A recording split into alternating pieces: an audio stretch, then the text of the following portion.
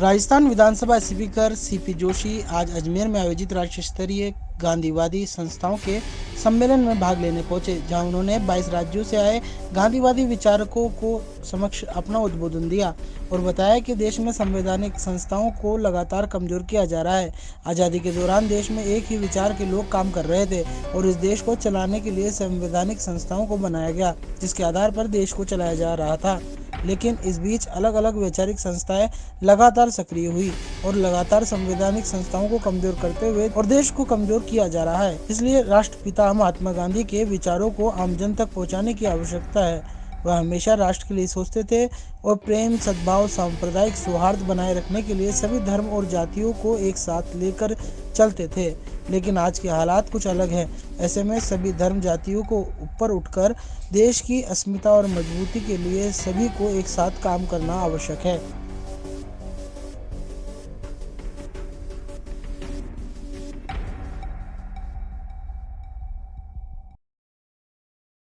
Parliamentary democracy में वैचारिक आधार पर संसदीय लोकतंत्र मजबूत होता है। ये बात मैंने कही। सर, महात्मा गांधी ने ग्राम विकास को लेकर काफ़ी चर्चा की है। आपने भी अपने उद्बोधन में ग्राम विकास को लेकर फोकस किया है।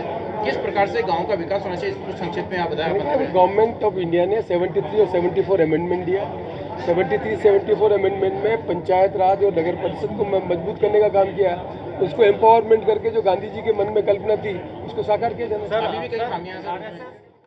राष्ट्र स्तरीय गांधीवादी संस्थाओं का ये द्विदिवसीय सम्मेलन आज समाप्त हुआ। समापन समारोह में हमारे मुख्य अतिथि थे विधानसभा के अध्यक्ष सम्मान्य सीपी जोशी साहब और अध्यक्षता कर रहे थे कुमार प्रशांत जी। इस अवसर पर गांधी स्मारक निधि के अध्यक्ष रामचंद्र राय जी, उनके सचिव संजय सिन्हा जी, सवाई सिंह जी, मनीष शर्मा जी, विभाग के सेक्रेटरी ठकराल साहब आदि सब उपस्थित थे।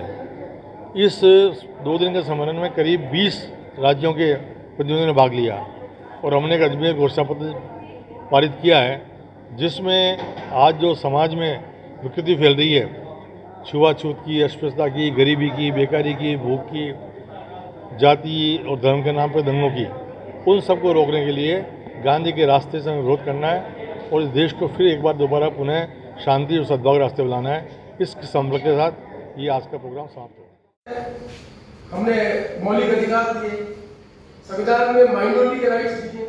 माइनॉरिटी के राइट्स में उनके जो प्रैक्टिसेज है, धर्म की स्वतंत्रता की, उनकी जो प्रैक्टिसेज है उनको कैसे रखेंगे, प्रोटेक्ट करेंगे, सब चीजें संविधान को उठा के देखिए उसमें मेंशन करेंगे। तो चुनी हुई सरकार का उत्तरदायित्व क्या होता है? संविधान में जो व्यवस्था है उस व्यवस्था के अंतर्गत देश को गवर्न करें। और इसीलिए पार्लियामेंट्री डेमोक्रेसी में कहा गया है कि एग्जीक्यूटिव, जुडिशरी और लेजिस्लेटिव ये आधार स्तंभ है जो संविधान की व्यवस्था के अंतर्गत काम करेंगे।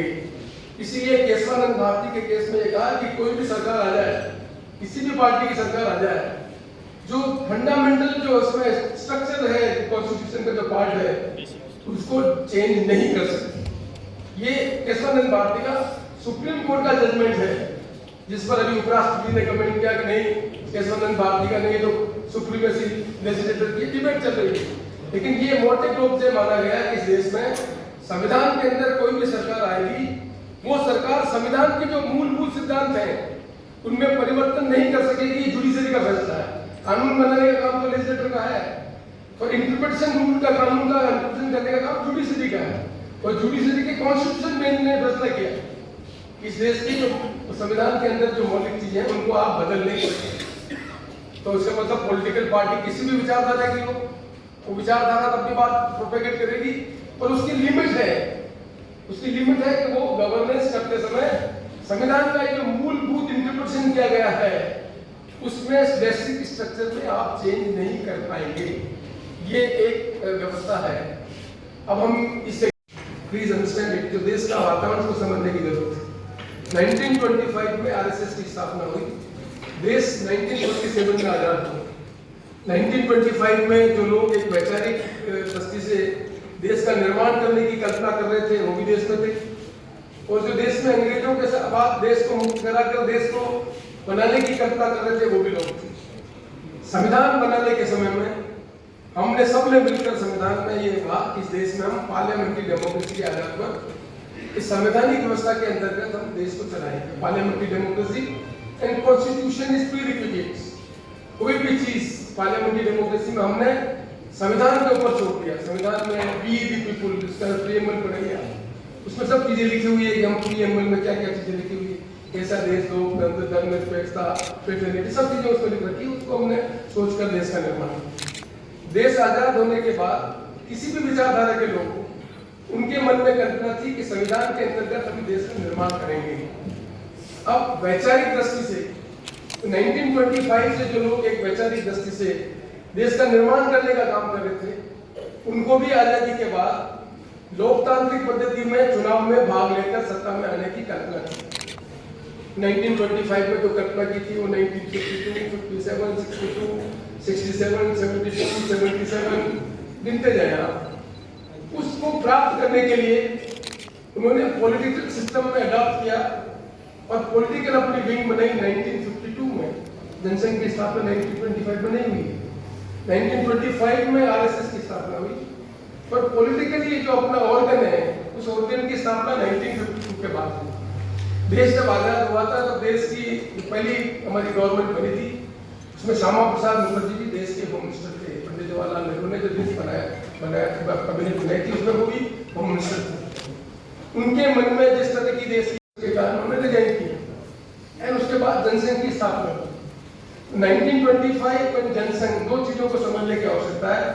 वैचारिक लड़ाई जो 1925 में जिस विचार को लेकर उनके मन में कल्पना की देश का निर्माण करेंगे, उस पॉलिटिकल सिस्टम में जगह बनाने के लिए उन्होंने अपनी पॉलिटिकल विंग की स्थापना की 1952 में जनसंघ की स्थापना की।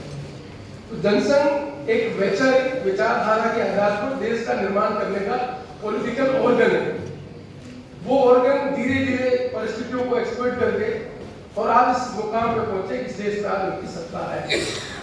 ये बात हमें समझने की जरूरत है कि पार्लियामेंट्री डेमोक्रेसी में वैचारिक आधार पर, जिस वैचारिक आधार पर देश को आजाद करके हमने 1952 से लगाकर देश का निर्माण करने का काम किया, आज क्या परिस्थितियां बन गई कि उस वैचारिक का स्थान लेकर दूसरे विचार के लोग सत्ता